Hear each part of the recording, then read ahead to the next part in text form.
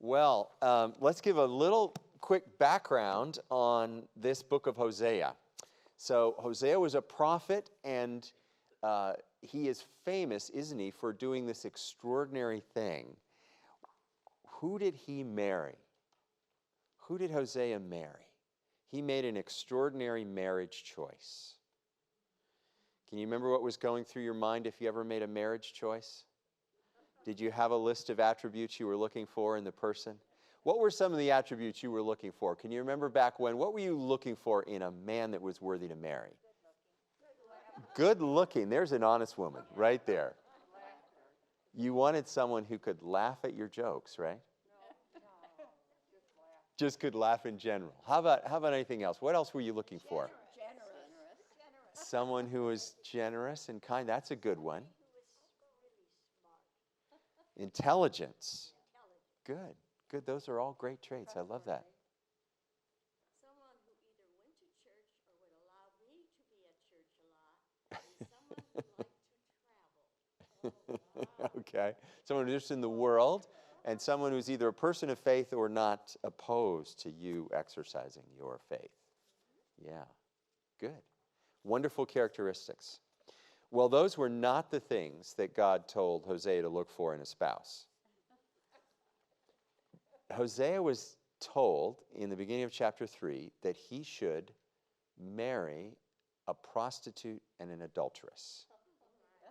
Can you imagine getting that assignment from God? What a shocker. And this instruction from God is part of an interesting tradition in the Bible.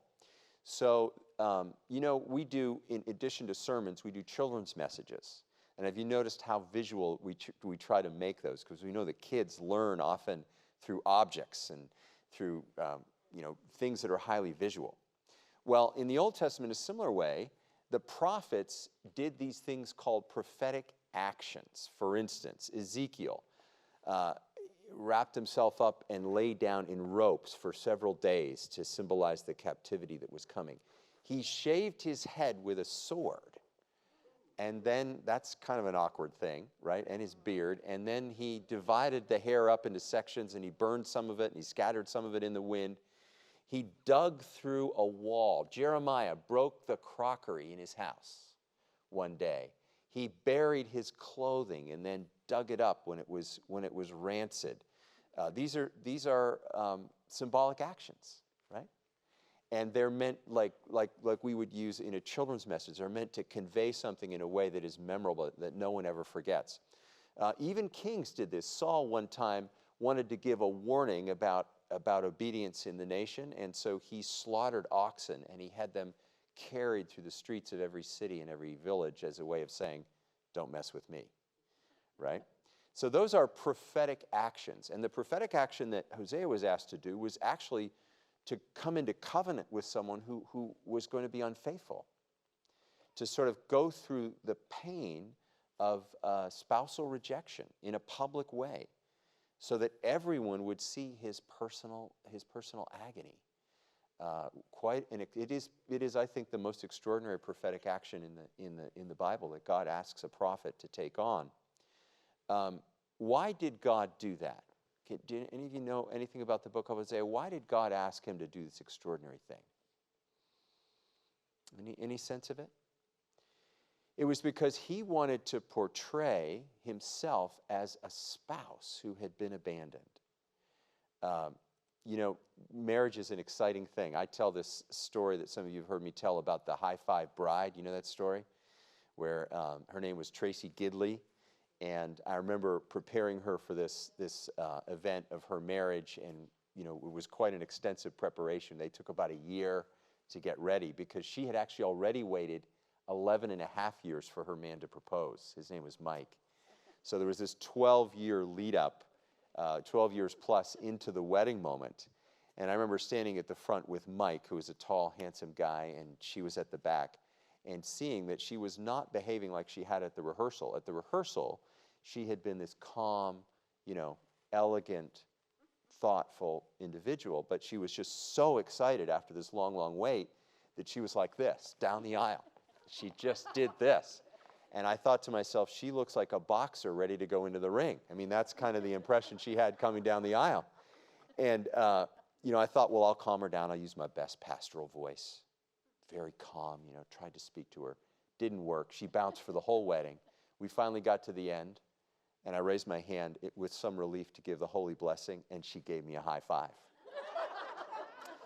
Not liturgically correct, right?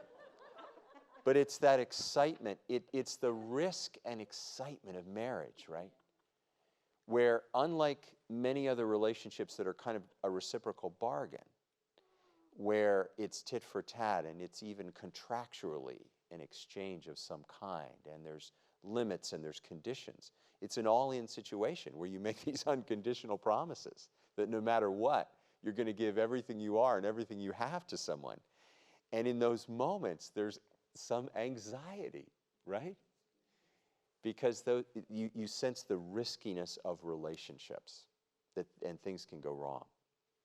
And so God is trying to communicate to Israel a startling fact that their behavior breaks his heart. That his love for them is so dynamic and so deep and so strong that when they leave him behind and they go toward other gods, so these other gods are mentioned here in the passage as Baals. That's usually B-A kind of apostrophe A-L. And in the Old Testament, you see that's often paired, that name is paired with a location. The Baal of Peor, and they're different cities and different towns. But Baal was a pagan name for the Most High God in their pantheon. And, I don't know if you've ever asked this question, but why do you think that the worship of Baal could have been popular with the Israelites? I mean, why would they leave this amazing God who called them out of slavery, freed them at the Red Sea, gave them this incredible set of commandments, who, led them through the wilderness with a pillar of fire, that manifested, that brought manna down from the heavens? Why would they leave that wonderful God to follow these other gods in the land of Canaan? Why would they do that? What was attractive about these gods? Yeah. Isn't it because they could make an image? They could make an icon. They could make an idol. And it was something they could see. And it was something they did. It was a tangible thing. Our God is intangible. Yeah. Am I close? I think that's a very interesting suggestion, yeah.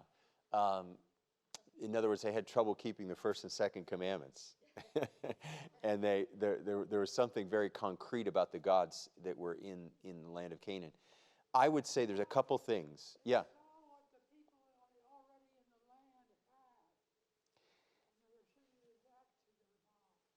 Yes, this is it. The popularity of the worship of Baal in the land of Canaan was very powerful. I mean, the popularity, I remember when my son hit middle school, and he went from looking like a normal person to looking pretty extraordinary. Within about 2 weeks, he decided that he wanted to get pants that would ride down. I won't show you, I won't demonstrate that for you, but that penchant for wearing your pants really low and baggy, and all of a sudden he was spiking his hair straight up in the air like this. And we thought, what has happened to this guy? Well, he had gone to school, and that was the look.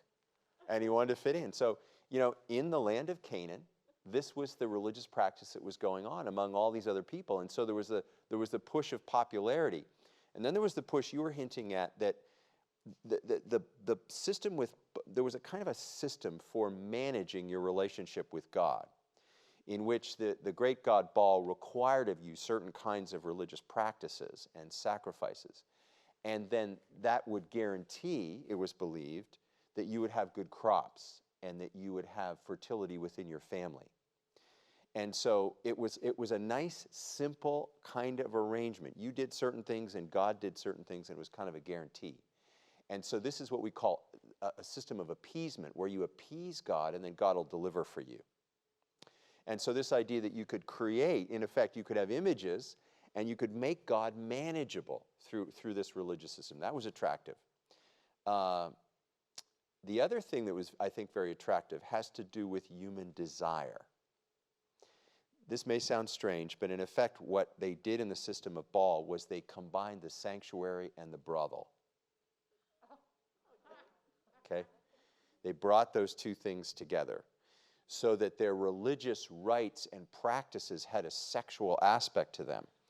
And the priestesses or the prophetesses were also prostitutes. And so, there's really only kind of three ways to deal with human desire when you think about it, right?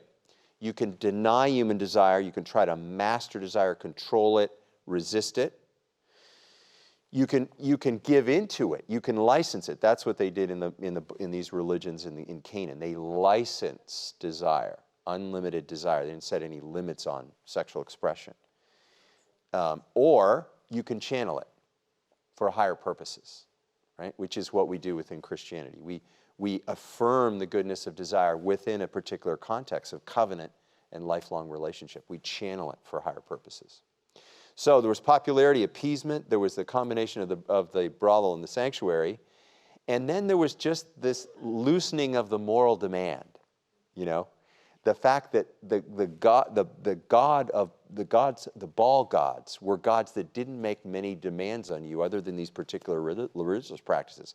They didn't, as one, there's a famous phrase that's used sometimes within the black church where if a preacher begins to touch too closely on moral issues that might challenge the congregation, they say, well, you were preaching, but now you started meddling. Have you ever heard that phrase? Now you started meddling, okay?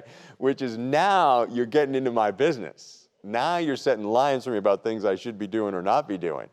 Well, the God of Israel is a God who does some meddling. He sets out these clear standards about what life is supposed to look like. So for all these reasons, the religions of Baal were attractive, and Israel began to become, the phrase is syncretistic. They began to try to combine their allegiance to Yahweh with connections to these other gods. And in effect, we don't have Bob's Big Boy restaurants out here, do we? No. Have you guys ever been to a Bob's Big Boy? Those restaurants, I'm sure they didn't do well in the pandemic, because they're restaurants that are basically giant smorgasbords. You go in, you pay a set piece, and then you just take a little of this and a little of that from wherever you want. That has always been, in many different cultural settings, a very attractive way of managing your religious life.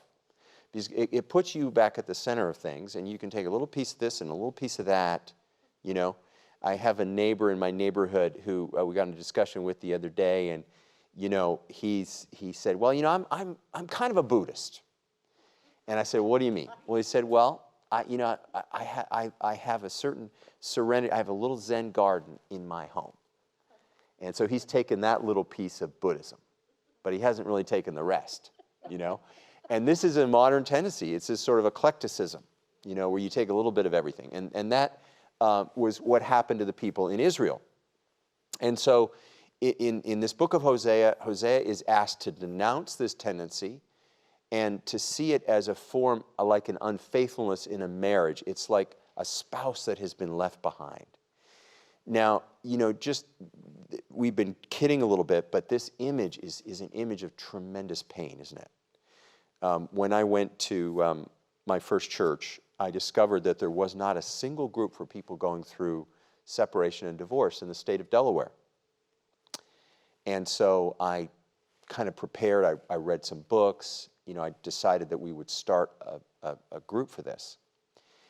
And in the middle of this preparation, a woman came to me for counseling in the congregation, and her husband had left her.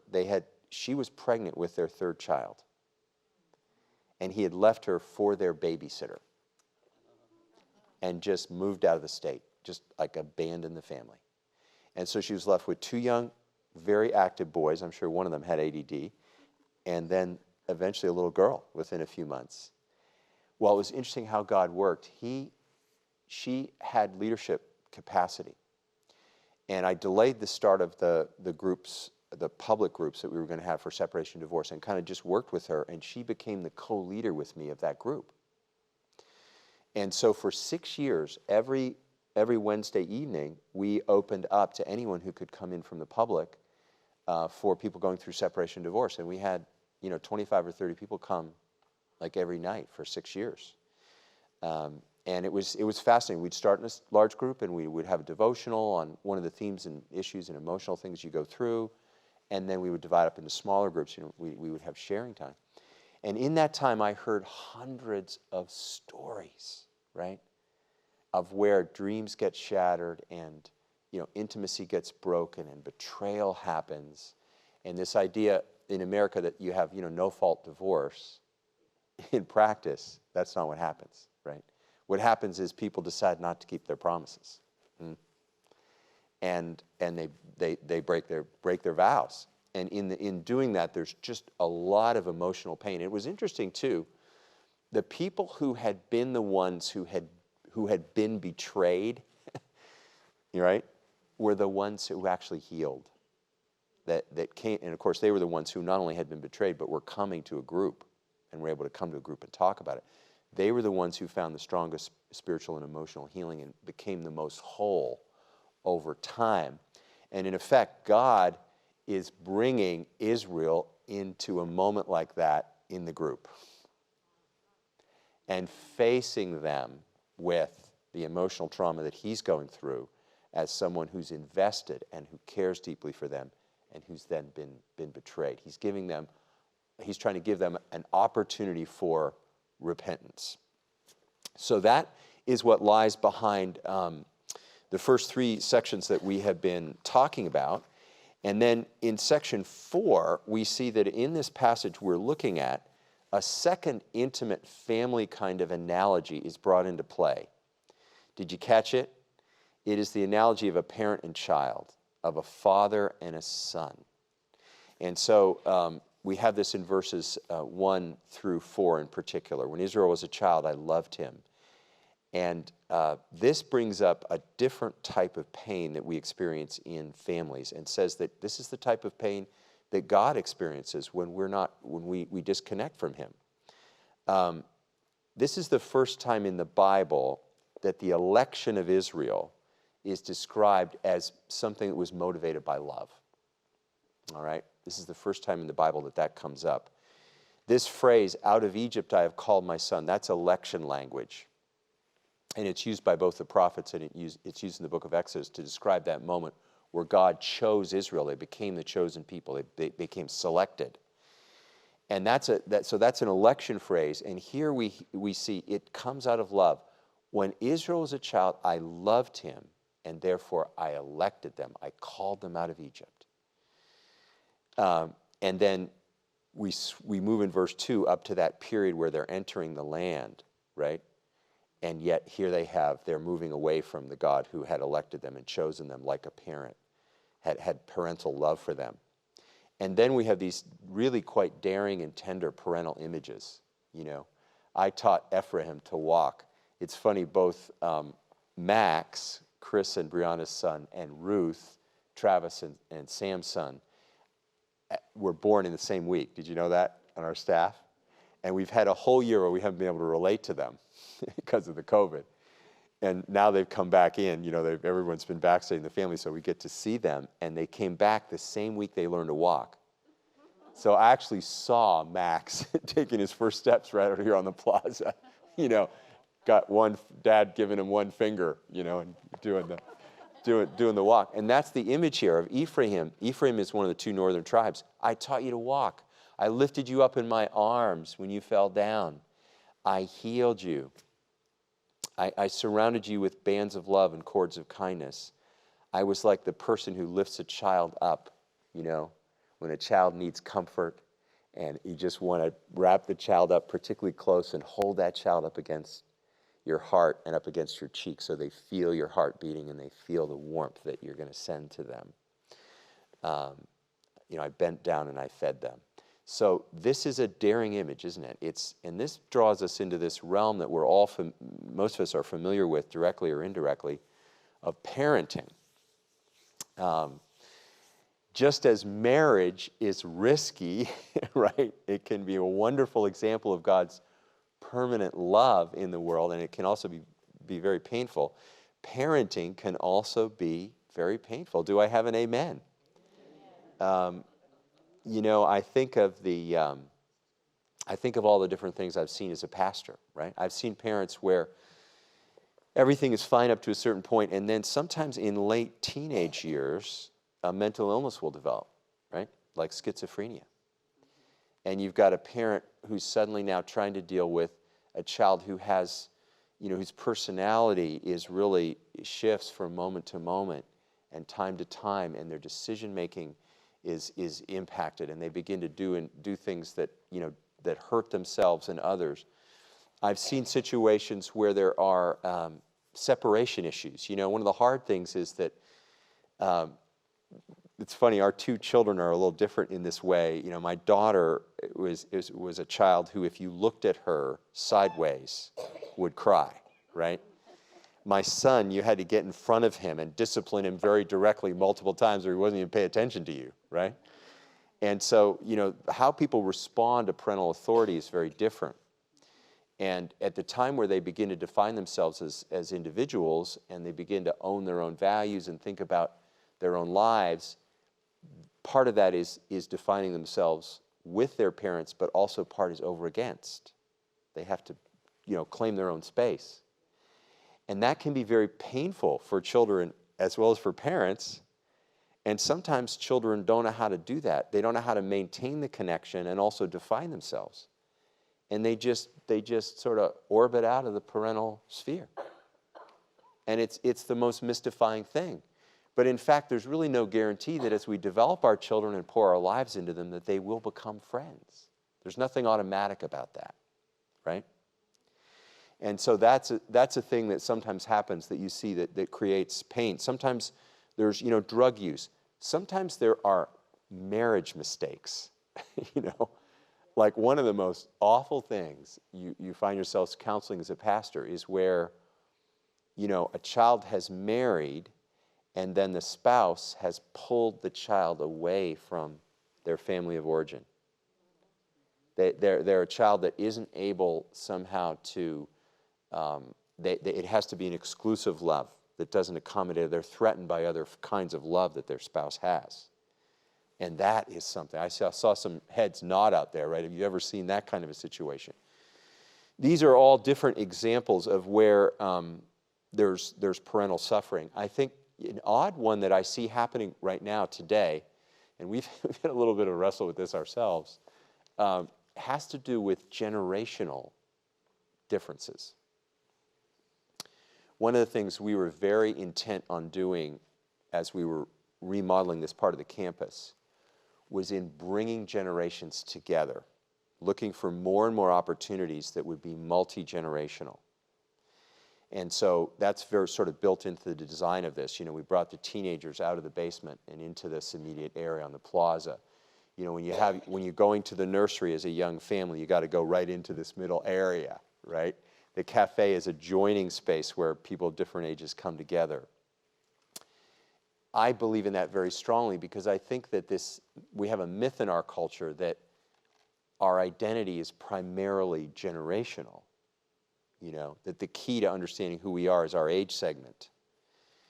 And I think there's a certain truth, there's a certain truth to that in a way in certain generations. I think the World War II generation, the greatest generation, that generation went through the Great Depression and the Second World War. And those are like cataclysmic world-scale events that tended to shape people in certain ways. But in general, I think we're shaped more by our relationships, by our faith, by our education, by the decisions that we make. And so we're more individuals than we are just reflections of some generational experience. Does this make sense? But in our culture, that's not what we're taught. We're marketed to in a way. And when you think about this, there's something that's actually a little bit dark about this. We're in effect told, younger people are told, that's not your father's Oldsmobile, so to speak. We're told that we're not like, you often look at the way older people are portrayed, and they're often portrayed in a way that makes them, they're different. They don't get technology, in the current years. They're They're out of it when it comes to cultural trends and so on. These are ways of separating generations in order to be able to market things to each generation. It's really a way of segmenting for marketing purposes. Anyway, generational pain is something parents are often feeling these days. And in a lot of the rhetoric that you see in our country today, it's almost as if you're over a certain age, you don't get what's going on. You're told that you don't get what's going on. So it can be hard even to have political discussions with people who are younger without this generational thing coming into play. Is anyone experiencing any of that? So God is using the two most intimate kinds of relationships we have, where we're the most committed, where we understand each other the best, where, like it or not, kids and parents know each other better, almost than any other kind of relationship, right? Living together, watching each other grow and develop and change.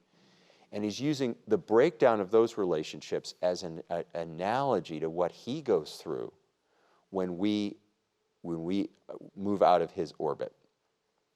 The historical background of this is in the 722, 721. There was a king, there were two tribes in the north, often called Samaria in the Bible, and the king of those was called Hosea ben Allah, and he tried to free the nation from the orbit of Assyria, which was the big dominant state of the day, by making an appeal to Egypt. And that just hastened the end of the northern kingdom, which was destroyed. So that's kind of just the historical piece to this. Hosea was also predicting that ending. And I just find verses 8 and 9 to be so poignant. That is the voice of a parent that has lost his child. How can I let you go? How can I give you up, O Ephraim, and just hand you over? How can I make you like those two towns? Those are little villages that are very near Sodom and Gomorrah. How can I let you be destroyed?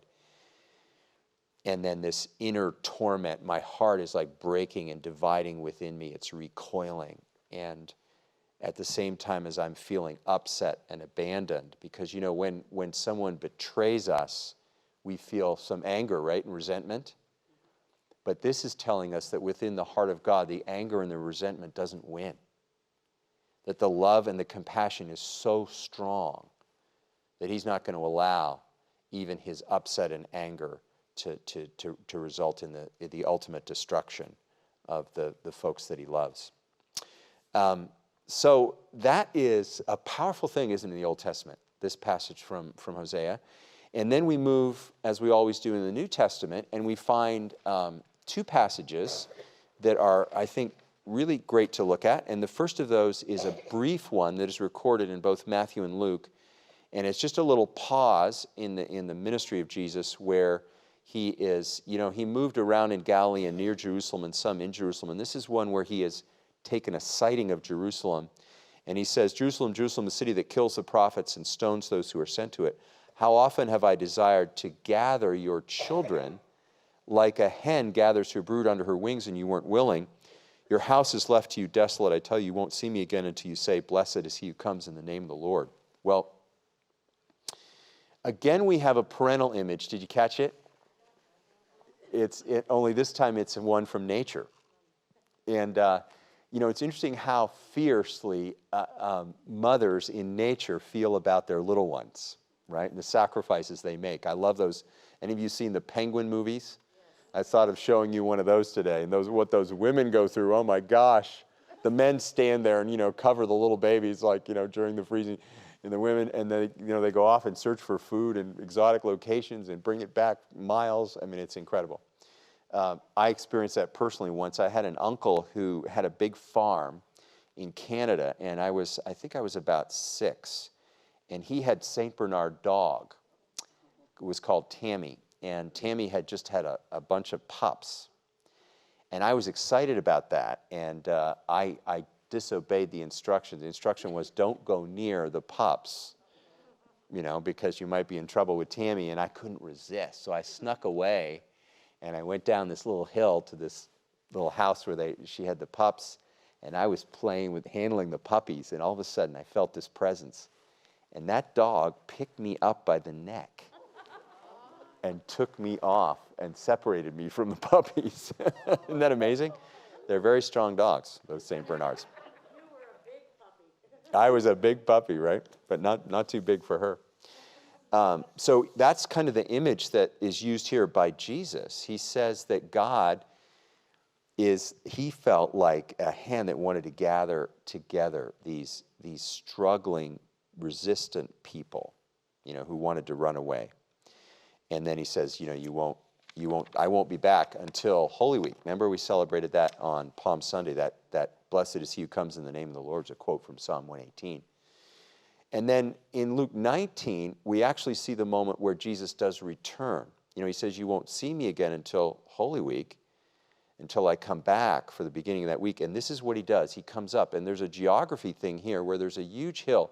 Remember, David showed that picture if you came to the Good Friday service, or the Thursday service. He showed that picture that looked down from the Garden of Gethsemane. You come up to this height, and you can see the city of Jerusalem, and then you begin to descend down into the city. And at that point, he breaks down and he cries, and he said, if you had only recognized, even on this day, the things that make for peace, but you can't see them, they're hidden from your eyes, and the day will come upon you when your enemies will set up ramparts and surround you on every side and crush you and your children, and not leave a stone upon another, because you didn't recognize the time of your visitation from God. So what this passage does for us, friends, is it takes these images and words from the prophets that tell us that God is like a spouse. He feels betrayed and hurt. He loves us so much that he's as committed to us as we are to the dearest person in our life. He's like a parent with a child that is desperate for connection and relationship. It takes those things and it makes them real and personal. So how do we know God is really like that? Maybe that's just a picture. Well, this is what we see with Jesus. Jesus is about to be rejected. He's anticipating it. And he's not reacting in anger. He's reacting in sorrow and grief. He is weeping, even though he's about to suffer and die, for the people that are about to reject him. It's such an ironic moment in the whole story of the Bible. They'd waited 400 years for a word from the Lord, for a prophet to appear in Israel. They'd been anticipating the Messiah ever since the exile. Hosea was talking about this. That was the destruction of the northern kingdom in 722. A few years later, the southern kingdom was taken over. They'd been waiting that entire time, for 7 centuries, for release from this situation and for the arrival of a Messiah. And when he comes, they miss it. And they miss it because they're afraid of the Romans. The leaders, many of them are afraid of the Romans. They're afraid that Jesus becomes so popular, it'll create a popular revolt. And that's kind of a double irony. Jesus was the one who was resisting revolt, right? He didn't want to be a revolutionary leader. And it was by rejecting Jesus' new way that Israel would be present in the world, present as a sign and a symbol, present as salt in the world, present as an example, present as a group that could show God's suffering heart in the world. Because Israel turned that down, right? They would inevitably move toward a nationalism that, as he says here in this passage, would result in the destruction of the city. I want to conclude here with just a little 2 quick things, because we have this startling picture of what God is like, how God suffers in relationship to the people that he's created and the world he's created. And I want to give you 2 little pieces. One is I want to show you this theologian, Karl Bart. We're going to put his picture up here. He was born in 1886 and lived to 1968. He was Swiss. He's famous for something called the Barmen Declaration, which was a statement of faith that was made as Nazism was rising up. The tide of Nazism was taking over Germany. And there were a few Christians who were resisting the fusion of national patriotism with Christianity. And he was saying, our ultimate loyalty is to God and not to the nation. And what's going on in the nation is demonic, not spiritual. And so he took a big risk in that. He and a number of other theologians formed this thing called the Confessing Church. And he's also famous because, and here I'll show you in my own study right here, that it's upside down, but you can see that's the collected work, Dogmatics, of Karl Bart, and it's very tiny print. We're talking about your big print books. It's very tiny print. I had to work through all that in graduate school. But one of the central great ideas of those volumes is the idea of election. And what Karl Barth does is he takes the doctrine of election and he turns it upside down. He says that rather than thinking of election as something that is an issue for individual people, right? He says the elected one in the Bible, and he's speaking of Ephesians, is really Jesus. And what we see is that God chose to be with us and for us from the very beginning of creation. The purpose of creation is the covenant, the new covenant that God makes with the world in Jesus. So the suffering heart of God is not an accident. It's not something God does because his other plans don't work out. But the experience of Holy Week, of God's taking responsibility for the people who wander away from him, despite his emotional pain, overcoming that pain, and then experiencing it on behalf of those that have left him behind, that's the whole point of creation. And God has elected to be with and for the world, despite its waywardness, in Jesus. And so for Karl Barth, that's the meaning of election. But that's a pretty radical idea of God, and we'll conclude with this. So one of the interesting things we have is, when we encounter people outside the church, is they have different ideas of what God is like. Have you ever, gotten into that kind of a conversation? It's oftentimes we're a little afraid of spiritual conversations, right? Because we don't want to be seen as people who are going to impose our beliefs on someone. We're just waiting for that opening in the conversation, and then we're going to give a speech. But actually, there's a much more natural way to engage with people. And that's to ask them questions. And one of the questions is, what is God like for you? When you think about God, what are some of the vocabulary words that come to mind? What are some of the adjectives that describe what God is like, and so on? Well, the Greeks and most of the great philosophers of the world have seen God as a distant figure because they looked out at the vastness of the universe. And they said, one thing we know about God is he can't be like us. Aristotle and Plato, they reacted to these pictures of gods as being like us. In the Roman and Greek pantheons, the gods were like us. They ran around with women, and they were capricious, and they went to fighting with each other. And the philosophers said, no, look at the universe and all of its splendor and its order. I mean, God isn't like that. God is transcendent. He's different. He's not like us. He doesn't change. He doesn't come into being like we do and go out of being. God is forever. And so you get this great philosophical definition of God as the unmoved mover. He's all-knowing and all-powerful and present everywhere, and all those things are different than we are. We're localized and present here briefly and so on.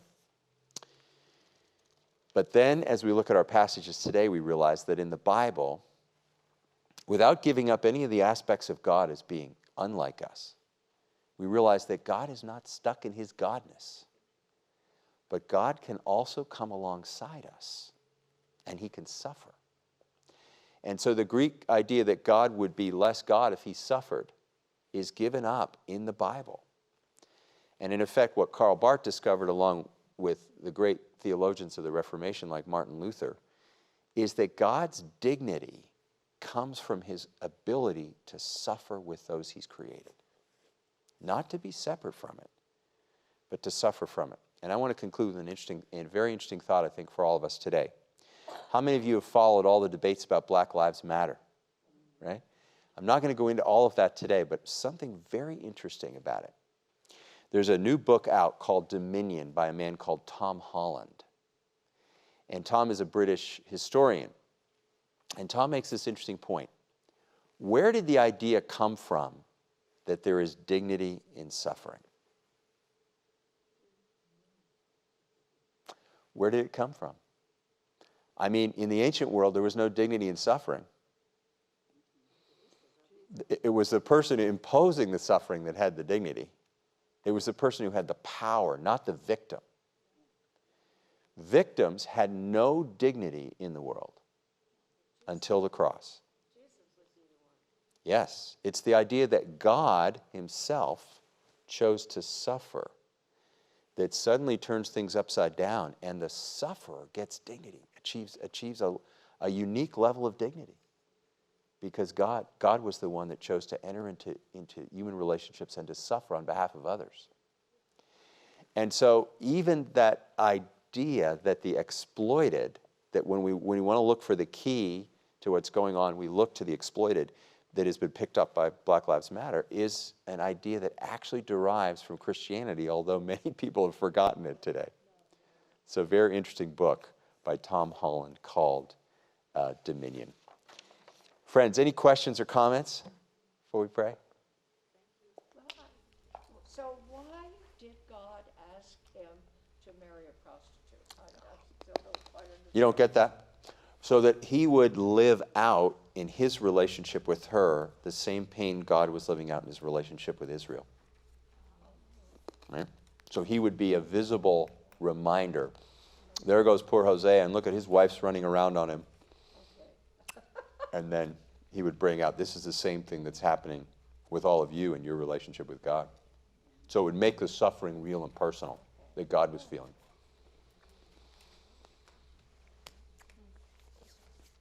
All right. Thank you, guys. Let's take a minute and pray. Heavenly Father, we are into the deep waters now that concern the character of your heart, the mystery of the divine experience. But Heavenly Father, we thank you that you haven't left that as a giant question mark in the sky, but you've come amongst us to show us in a concrete way your heart. We see Jesus crying over Jerusalem and weeping for those who reject him, and in so doing, miss the Messiah that they've longed for. And we thank you for taking responsibility, even for our waywardness, the depth of that extraordinary love, that you will not give up Ephraim, but like a parent that lifts a child up to the cheek, you are waiting for those opportunities to call us back into intimacy and into relationship. Lord, we thank you for this, and we ask your blessing on our time together. Hallelujah. Amen.